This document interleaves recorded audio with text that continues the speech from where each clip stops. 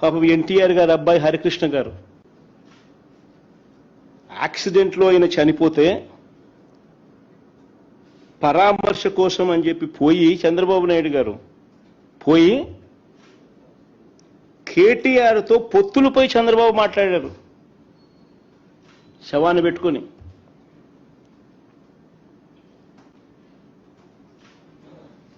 మరి ఎవరిదయ్యా శవరాజకీయాలని అడుగుతా ఉన్నా.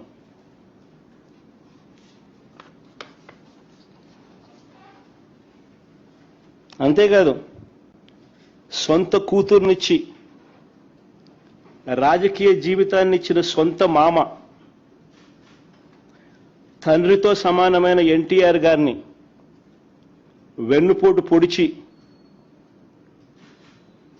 సీఎం కుర్చీని, ఆయన పార్టీని, ఆయన గుర్తును లాక్కుని ఆయన చనిపోయేట్టుగా చేసింది ఎవరయ్యా చంద్రబాబు అని అడుగుతా ఉన్నా.